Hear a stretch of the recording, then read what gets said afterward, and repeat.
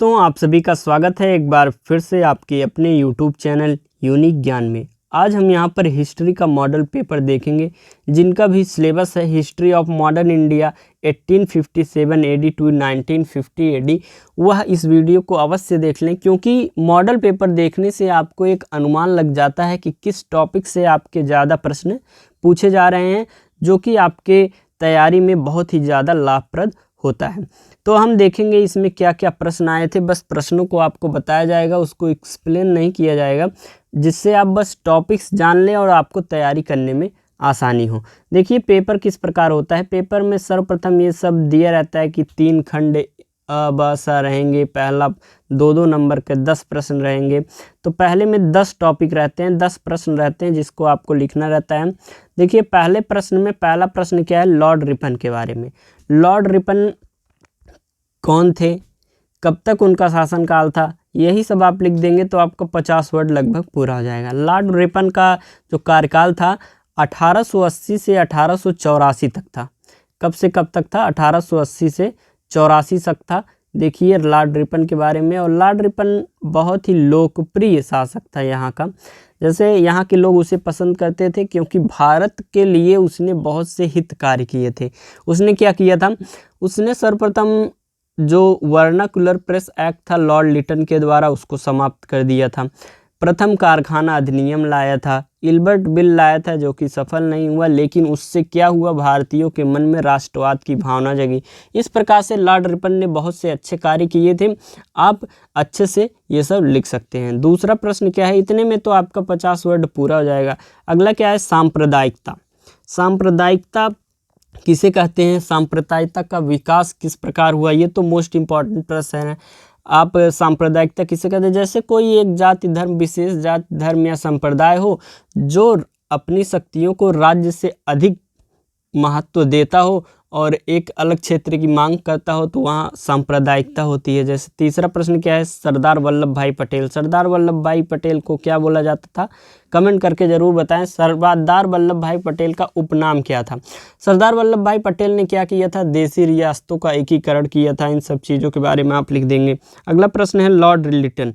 Lord Liton अलोकप्रिय शासक था यहाँ का, क्योंकि उसने एक भी कार्य भारत के लिए अच्छा नहीं किया था। उसने वर्नाकुलर प्रेस एक्ट लाया। उसने ICS की एग्ज़ाम की एज 19 से बढ़ाकर 21 कर दी। और उसने लाइसेंस रखने, जो गन थे, पिस्तौल थे, जो भी थे, उसके लिए लाइसेंस आवश्यक कर दिया। भारतीयों को लाइसेंस के बिना गन नहीं रख सकते थे, लेकिन उन्होंने क्या किया था कि जो ब्रिटिशर्स थे उनके पास लाइसेंस ना हो तब भी गन रख सकते थे। ऐसी असमानता रूपी इसने अधिनियम लाया था। और बहुत से कार्य किए थे। इसने दिल्ली दरबार लगाया था, जबकि उस समय लोगों को बहुत ही मदद की ज़रूरत थी, और पूरा धन उसने दिल्ली दरबार में लगा दिया, क्योंकि उस समय अकाल आया हुआ था। इस प्रकार अगला प्रश्न क्या है, कृषि का वाणिज्यीकरण। आपको प्रश्न हम बता देते हैं, बस आप अच्छे से तैयार कर लीजिएगा। देख लीजिए कौन कौन से प्रश्न आए हैं किस प्रकार से। अगला क्या है, लॉर्ड कर्जन, जिसने बंगाल विभाजन किया था। इसने भी 1903 में क्या किया था, 1903 में भी दिल्ली दरबार इसने भी लगाया था, लॉर्ड कर्जन ने। पार्टीशन ऑफ बंगाल किसने किया था, लॉर्ड कर्जन ने किया था। कमेंट करके आप जरूर बताएं कि बंगाल का विभाजन लॉर्ड कर्जन ने कब किया था। लॉर्ड मैकाले या शिक्षा नीति के लिए बहुत प्रसिद्ध है।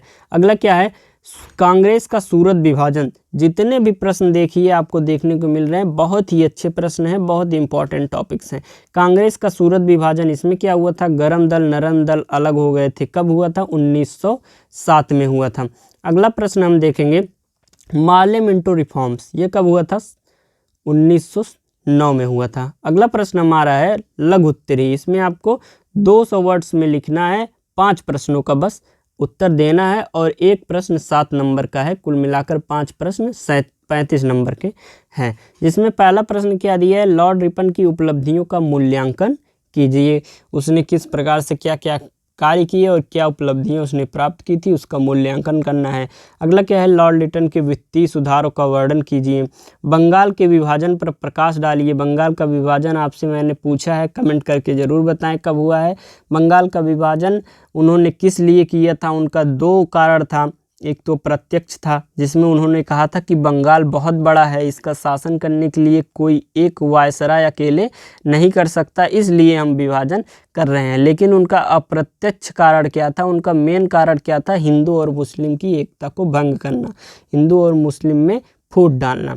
अगला प्रश्न क्या है, भारत में कृषि के व्यवसायीकरण पर एक लेख लिखिए।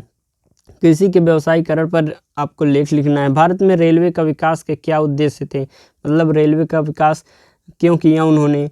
जो भारत के अनेक प्रांतों में कच्चे माल थे उनको बंदरगाहों तक ले जाना आसानी से कम समय में, और वहाँ ब्रिटिश से जो कच्चे मालों का प्रयोग करके सूती वस्त्र या कुछ भी बनाया जाता था उसको बंदरगाहों से अलग अलग प्रांतों में ले जाकर बेचना, ये रेलवे का उद्देश्य था उनका। अगला क्या है, शिक्षा की वर्धा योजना के प्रावधानों पर प्रकाश डालिए। आठवां क्या है, 1909 के अधिनियम के व्यवधानों पर प्रकाश डालिए, प्रावधानों पर।